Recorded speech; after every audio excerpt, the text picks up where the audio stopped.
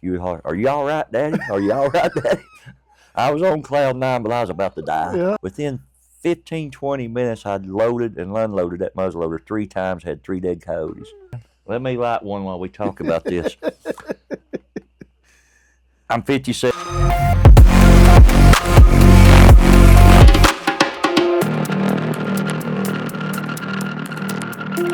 All right, guys. Well, we're back with another episode, and this time I'm sitting on the porch with Dad, and we just got done eating some burgers and some hot dogs, and got our bellies full, and he's happy. He's got his doctor enough, so we're going to talk about a few things and see what happens. We're just going to sit here and have fun. So join us on the front porch as we talk about some nonsense, because that's about what it's going to be.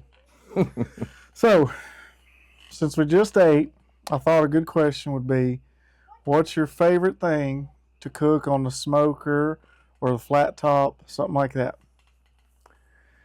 My favorite thing would probably have to be the bologna. Smoked bologna? Smoked bologna rubbed down with some good barbecue type seasonings and cooked real slow and low on the smoker. It's hard stuff to beat. You know what my favorite is? Probably my baked beans. Yeah, I like the baked beans, so that's my favorite. But what's your favorite wild game? Like, whether it be backstrap or roast, or I know you've made us heart before. Yeah. And that's kind of different. I can't say I liked it, but it was all right. The deer heart's hard to beat. It's You really like good on the smoker.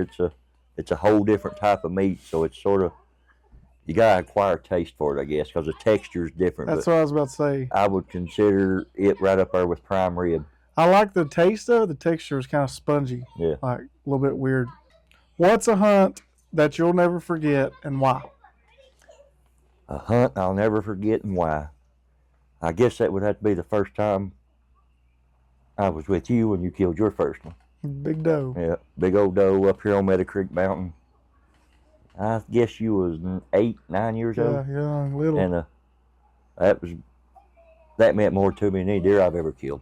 And I understand now because Paxton. Yeah. You know. And then when you brought Paxton's deer over here, it was right back that same emotional feeling Yeah. as you. Well, I remember that doe because how many times did she run off and we kept using that can to get her to come back? Using that grunt or that little doe bleat, and she kept coming back and you couldn't get on her. She'd come back and you couldn't get on her. Yeah. And then you shot her. And of all the places for her to go, she had to go all the way to the bottom of the mountain. It was a drag. And you're 8 years old, so you ain't dragging deer. Ain't helping. And I'm fat and old at that time. And started dragging that deer out there. And all I remember is every step I took, you would holler, "Are you all right, Daddy? Are you all right, Daddy?" I was on cloud nine, but I was about to die. Yeah. I think we had John and Matt Ricker, too. So that kind of helped a little bit. But I remember it was a late night. Yeah, whenever we finally did pitch black dark when we got back to the truck. But that's, without a doubt, one of my most memorable hunts.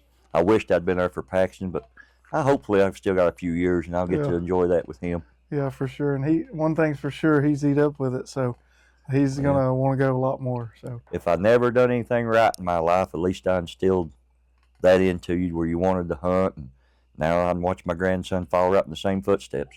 Yeah, and I think it's kind of like my mindset a little bit shifting, especially with the kids, is, it's more about just making memories than killing big deer or anything like that. Like some of my best memories, us going to Chuck Swan and, hanging out, doing stuff like that. I remember.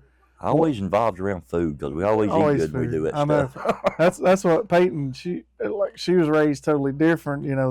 They eat just to eat, and we eat to have a good time, so. It's kind of weird just seeing two different types of people like that. But be honest, that's one of the biggest reasons I hunt, is because I enjoy the food. I don't.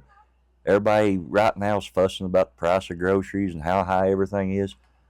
Me and Anna, we probably don't spend $200 a month on groceries. Yeah. Because we grow a garden during the summer. I kill 3 or 4 deer every year and keep a freezer full and make everything with it. We make sausage with it, make summer sausage, jerky. It supplies our need for the meat. The only thing we got to buy is a little bit of pork every now and then, and chicken every now and then. Can't remember the last time I bought beef. Well, and there's been a couple times I've hunted and you've hunted, and you'll text me and say, "Big doe down," and then I'll be like, "Oh, that's good, they're moving," and then 15, 20 minutes later, got another one. I'm like, well, he's filling the freezer. That'd be over at Hawkins County Meat Market. Yeah, that's what I call it. I'll go over there to fill my doe tags, and I've had multiple hunts over there. It's 2, sometimes even 3 deer. Yeah. Just depends on the season and how many tags I got left. What about that time you went John Wick or 007 on them coyotes with a muzzleloader? Oh, yeah, that's a very memorable experience. Still got that picture. I need to pull it up sometime. But, yeah, I sat there all morning deer hunting. Never seen a deer. And I was in an ideal spot. I was like, there's got to be deer coming through here. I heard something moving. I peeked around a tree. I was sitting in a summit tree seat. So I was down on the ground, but elevated a little bit. Peeked around a tree, and there's coyotes. I said, well, ain't seeing no deer. So, boom! Shot that first coyote. It ran about 10 feet and just started flopping and died. And I turned around, loaded back. Wasn't 5 minutes, and I heard something again. I was like, maybe this is a deer. I looked around. A coyote sniffing a dead deer, or a dead coyote. So, boom! Shot it. Turned around, loaded that. Within 15, 20 minutes, I'd loaded and unloaded that muzzleloader 3 times, had 3 dead coyotes. That's saving the deer population right there. My old wolf muzzleloader's been pretty rough on coyotes. I've killed a bunch of coyotes with that thing. I can't say I've ever heard of anybody ever killing 3, let alone with a muzzleloader. Yeah. Like that, unless they're doing some predator or something. They always get a rifle. The funny part was, old buddy Jeff was hunting with me. He was a few hundred yards out the ridge from him. He heard all that shooting I was doing. After I shot that third, and I sat down, loaded back, and I sat there just still hunting, waiting to see what else happened. I heard something again. I'm like, I'm fixing to get another coyote. I looked, and I seen orange. It was Jeff. I said, what are you doing? He said, come to help you drag. I said, me dragging these. Just smoke coyotes. They ain't no good for nothing. Wasn't dragging them things. I don't know if I'd have to be real hungry to ever eat coyote. I don't know. I ain't going to say I wouldn't, but that ain't going to be my number one choice. I ain't going to try to, that's for sure. So, when did you realize hunting meant more than just killing? When did I realize hunting meant more? I guess probably 3rd or 4th year deer hunting. After I sat there in the woods, and all I worried about was hunting deer and killing deer. And then I started getting a little older, a little more mature, and that's when I started realizing the woods is where I find my peace at. Yeah. I mean, I was young. I all thought about just going in there and killing something. That's all that mattered. But then I got to where I want to go in the woods and actually just sit there and enjoy it. And relax. And everything's gone. I don't worry about anything but hunting and I don't care anymore if I kill a deer or not. It's just being there in the woods. And frankly, I'm not a church-going type person, but the woods is my church. Yeah. I sit there and I talk to God more out of that tree stand than I do anywhere. You can ponder and think and really have time to focus, because out here trying to go to work and feed the family and everything else, there's a lot of distraction. Yeah. I really enjoy the woods. That's my peace time. It'd be weird just not having it, I don't know what life would be like, really. Well, so, I don't, as long as I'm able to walk and breathe, I don't think that's ever going to happen for me. Yeah. No matter what the government tries to do about it or anything else, I'm going. gotta live and gotta eat. Who taught you how to hunt, and what's one lesson that stuck? Well, I started out squirrel hunting with a little old 410 H&R. You know the gun very well because I just recently gave it to Paxton. Yep. That was my very first gun. I give it to my grandson. And Uncle David took me squirrel hunting. My dad never was real big into hunting, so I didn't have that aspect.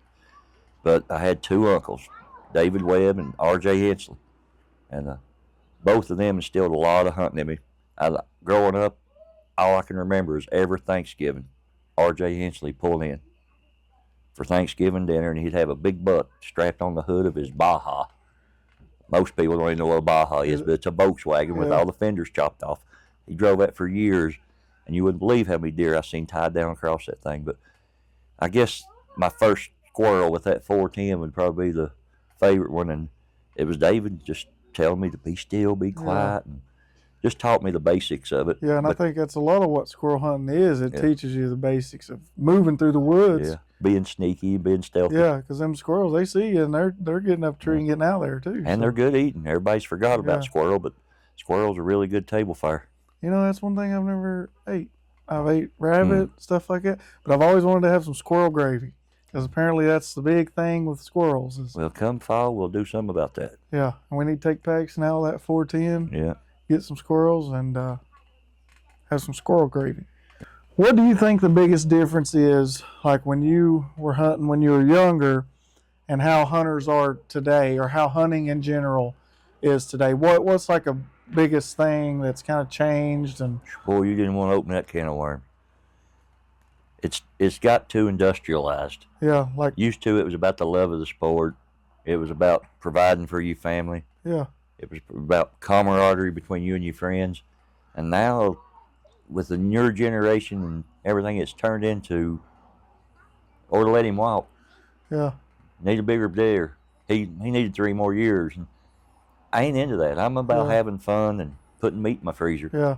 It's If I kind of get the horns, that's a great thing. If you're able to hunt monster trophy bucks, I ain't gonna knock you for it. But don't knock me if I shoot a doe. yeah, and fill the freezer. And that's what's, in reality, it's going to destroy hunting Yeah, because you got too many people that want to bash everybody. It's like everything going on in the world.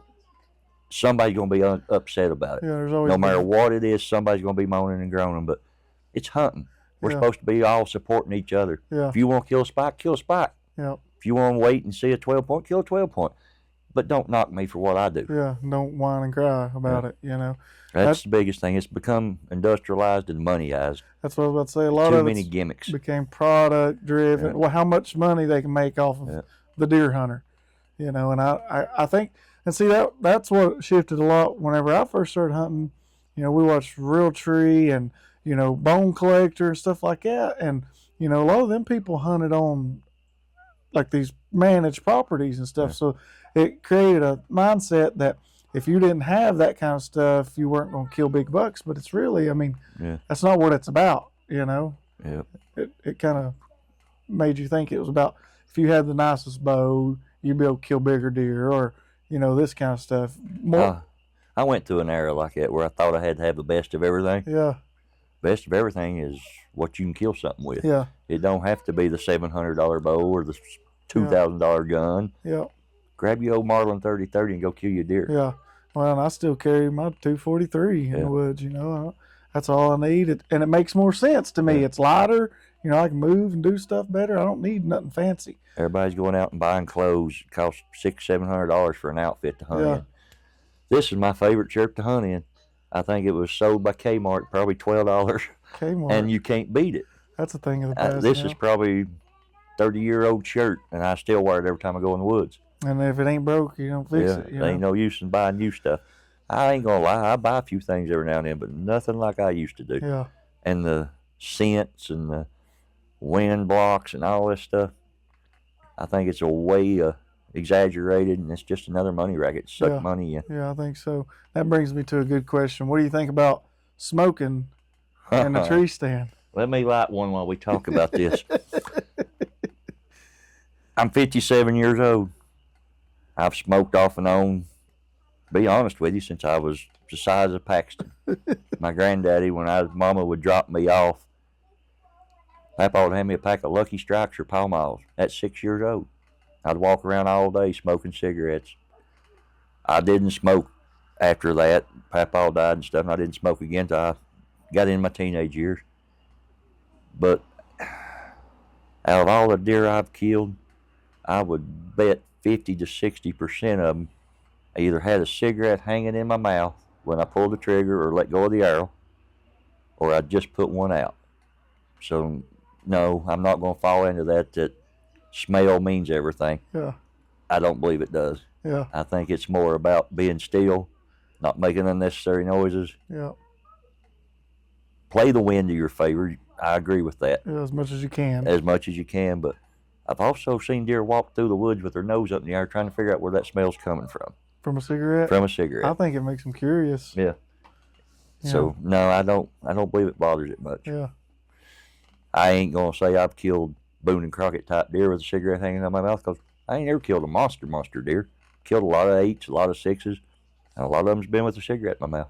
Well, that one on the wall in there is a dang good deer. I had a campfire building because I was freezing to death when I killed that deer up on the Iron Mountain. Yeah. Day after Thanksgiving, I can't remember what year. I was probably 18, 19 years old before I ever killed my first deer. But it was cold and rainy and sleet and snow and sitting right on the Appalachian Trail. And I was about to freeze to death. And I raked a bunch of leaves and twigs out from under a rock and built me a fire and sitting there getting warmed up. And started that nodding off, dozing thing. Opened my eyes and he's standing there looking at me. Pulled that old Savage 30-06 up and boom. Tore me all to pieces. I thought I'd missed him. And tracked him down there about 20 yards and there he laid. Well, I think he field dressed at the time I killed that deer, which was, I'm thinking 90 or 91. He was a 165-pound field dress, 7-point with a crab claw. At that time, old Fred Ottinger used to do a lot of taxidermy work here, and he told me then, he said, that's the biggest deer I've ever seen killed out of this area. And that was years ago. That's the only deer I've ever mounted. Yeah. Point blank, I ain't into all that. That's more money. Yeah, it does. If I killed a monster like some of the deer you killed, yes, I'd probably want to get it mounted, but I can keep trophy or antlers hanging out here in the barn, and I can look at them anytime I want to. A lot cheaper too. Yep, a lot cheaper. Just more money, you can do other stuff. And then with. my wife don't have to worry about what she's going to do to decorate around all them deer heads. Yeah. So what do you think the as far as like deer population and like deer hunting in general? I know like back then it was a lot harder as far as the deer density. There wasn't as many deer back then, right? Yeah, it was big difference now. Back then, all I had to hunt, there wasn't no private land much. Nobody wanted you to hunt. You had to hunt the mountains. And it was times you'd go up there and you'd hunt for 3-4 months. And it was a blessing if you seen 3 deer. Yeah. If you killed one, you really had something to be excited about. Yeah. But they just wasn't the deer there. And then it went through a few years and things started getting a little better. And you started seeing more and more deer in the mountains. And then we had EHD strike here pretty hard a few years ago, and it sort of wiped the mountain deer out. And I think a lot of it's TWRA don't put food plots and stuff in the mountains like they used to. Every cornfield, every field you looked at is full of corn. There's deer everywhere. Yeah. But now it's just growed up sage and stuff. If acorns don't hit, deer ain't there. They're coming down the land. Yeah, down they're going to starve. Yeah, they're going to come down in the farmlands. But a whole lot more deer now than they used to be. And the quality of deer is changing a whole lot. Yeah. Used to a average buck would be 100, 110 pounds. Now I would guess an average buck around here is probably 135 to 150 pounds. Yeah. So things changed a whole lot. Yeah, you get a buck over 150 pounds, it's a good buck for here. Yeah. What would you say that TWRA could do better as far as even like just from the mountains, you know? I know, I mean, they clear power lines. I mean, that's about all I know that really goes on up there. Yeah. I mean, you've got acres and acres of land up here in these mountains, fields everywhere. We pay guys all the time to do different things, even the forestry service, as far as that goes. It's forestry service property. But some of these hunting clubs and stuff, talk to TWRA, hey, I will provide the seed if you plant so-and-so in this field or so-and-so in this field. It would help the deer, it'd help the hunting. Yeah, and a lot of people would be on board for it. A lot of hunting clubs and stuff would contribute large amounts of money to get the food plots and stuff set up and stuff just to have better places to hunt. Yes, you put all that money into it, and anybody can come in there and hunt it. But yeah, it's part of it, though. That's part of it. Better experience for everybody. You're contributing to upcoming hunters getting a better opportunity. Yeah, yeah. Well, and I think a lot of, I hate to say it, but the tree hugging community, I think they got some real big donors, and they got a lot of people that push for nothing to be done up there because they think that it's going to hurt the habitat when in all reality it helps. Yeah. You know, I think they're just misinformed on what, you know, property management stuff actually does. Yeah.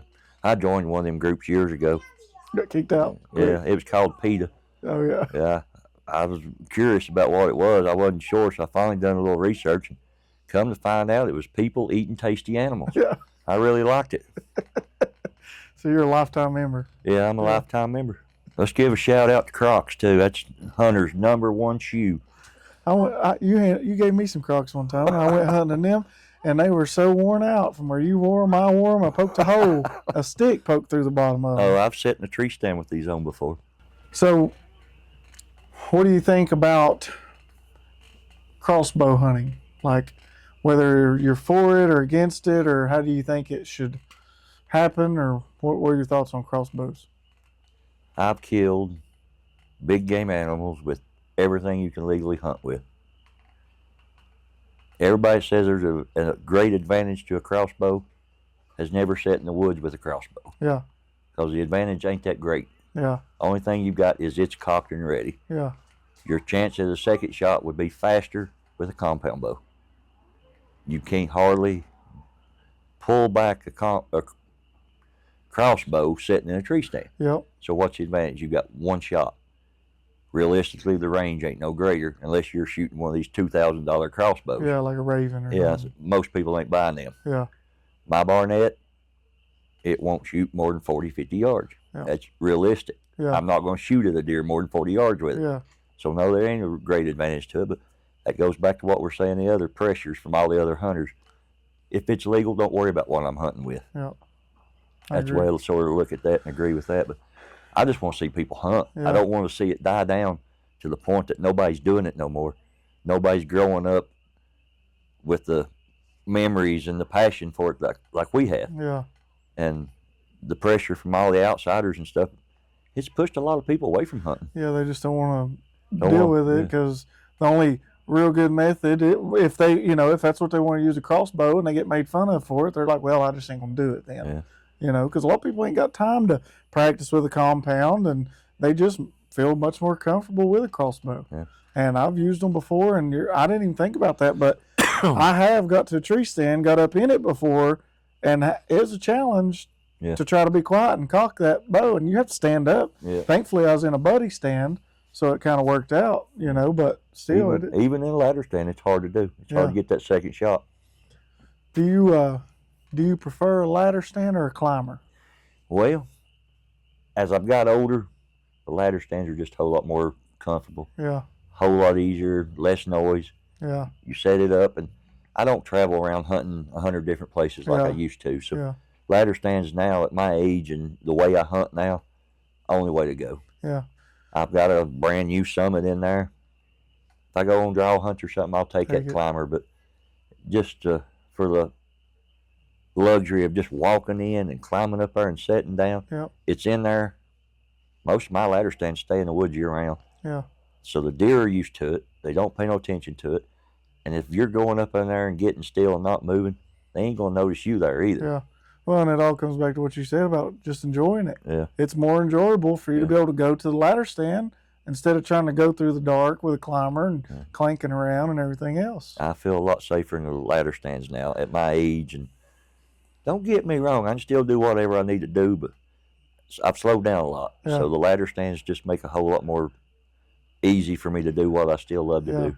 Well, and I've saddle hunted and done the sticks and platforms, and for me, climbers is one of the scariest, most unpredictable ones. I'm just not a big fan of the climber, and I would rather have set tree stands as well. The closest experience I've ever had to falling out of a tree was with a climber. Had the top come loose while I was climbing down, and I literally fell backwards and my back landed on the footrest. Yeah. And I'm holding the top of it on my chest, trying to figure out how I'm going to get back up and get back on the tree.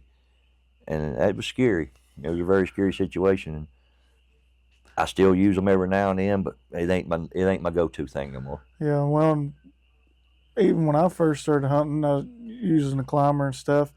There wasn't really a lot of knowledge or, advocacy for using harnesses and stuff. And I'm sure, they used to, it just wasn't a thing, So that's, I guess, as far as new products and stuff, that's one good thing that has been, sold or pushed is a safety harness. Yeah. And I think there's still a lot of people that just don't wear them. I don't wear mine all the time. Some places I do and sometimes I don't. But my ladder stands, I check them frequently. I know they're solid. And I'm not to the point where I'm clumsy and going to trip around. And the ladder stand's got a bar all the way around you. Yeah. It'd be almost impossible for you to fall out of it. Yeah, and I'm way more comfortable in a ladder stand without a harness, but like I've got one set behind the house that I got them sticks on it and I've got a hang on. Yeah. And I do not feel comfortable unless I have a harness in that hang on, just because I don't know, something about them. I don't trust them like I do a ladder stand that's connected to the ground. You ain't got the security of something around you. Yeah, it's open. You're right. Yeah. That's my thing. I'll definitely do wear my harnesses when I'm hunting in situations like that, Yeah. which ain't very often. Yeah. Jeff got some setups like that, and every now and then I'll hunt out one of his stands, and I'll make sure I wear a harness when I'm doing it because I don't trust myself like I used to. Yeah, because you just, I mean, that moment comes, a deer comes, you just never know when you take a bad step over or something and something happens. Years ago, I'd make my own tree stands. I didn't buy tree stands. I made them out of Mecco chairs with them and welded them up, and we'd hang them things 30 foot in the air with screw-in steps and crawl up there, and I'd sit there all day long and never think about it. Never think about falling, never think, but I never did really think about much till I had a buddy of mine that actually fell out and broke his back. Yeah. And you look at things a lot different when that happens. Because it could be anybody, you know, any of us. Or, well, what would your advice be to someone that's just starting hunting? Like any kind of advice. They don't have no experience, but they want to hunt, and they've committed to this season being when they get started. Do it. Get in the woods. Enjoy it. Yeah. Don't make it a job. Don't make it like it's a have-to situation. Yeah. Get in the woods. Enjoy it. Learn all you can learn. Listen to everybody that you can listen to. Common sense will tell you who to listen to and who not to. Yeah. But just get out there and enjoy it. Yeah. Make it something that you love to do. Don't make it to the point that you feel like you have to do it. Yeah. Because when it becomes something that you dread getting up and going and stuff, you ain't going to enjoy it no more. Yeah, and the only way really to get to that point is if you're trying to impress others or compete with others, and it's not a competition, you know. We're just all supposed to help each other out, get started, and that's what my focus is this year. You know, I've kind of asked myself, what can I do to make a difference? And, you know, you've got all these people that talk and they tell you expert tactics, all this, all that. And there's so many people doing that, but nobody's really focusing on the new hunters, you know, like giving them valuable information to help them get started. So that's really what I want to focus on moving forward. Kids, you know, getting them out there, showing them how to enjoy it, and get new people hunting. Yeah.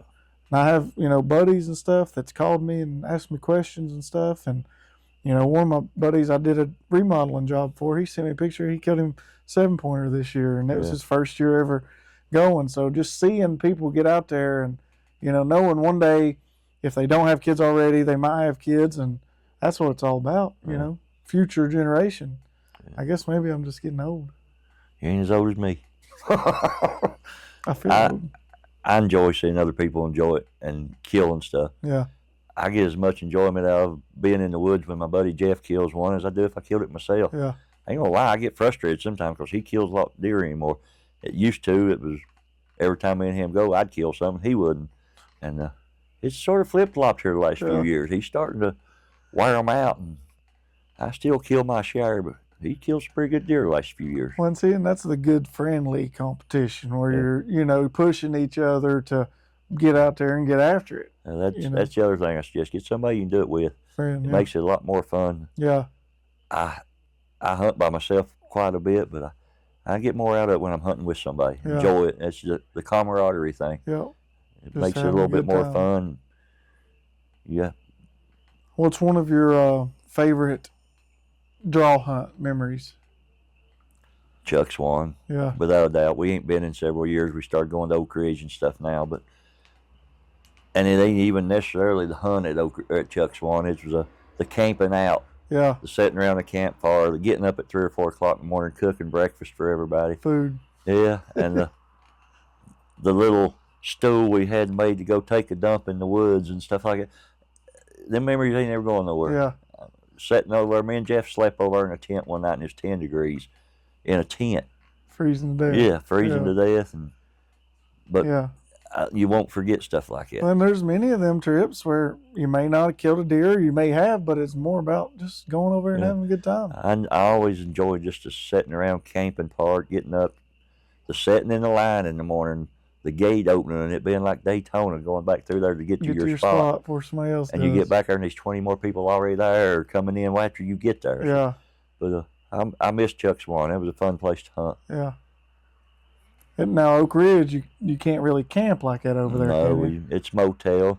I've Yeah. had some good memories over there. I've not killed a deer yet at Oak Ridge, but Yeah.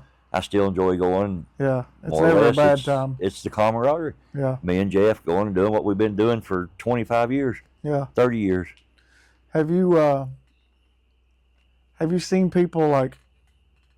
I know some people you probably hunted with when you was younger, and now you're older. You and Jeff still hunt together. I'm sure you've seen some people come and go, and maybe some people have quit altogether. Yeah. I mean, I just don't feel like I'll ever quit. I don't. I don't plan on it. Don't plan on quitting. I never did hunt with a whole lot of people. Matthew, me and him used to hunt together a lot. He's pretty well quit. He don't hunt much anymore. Yeah.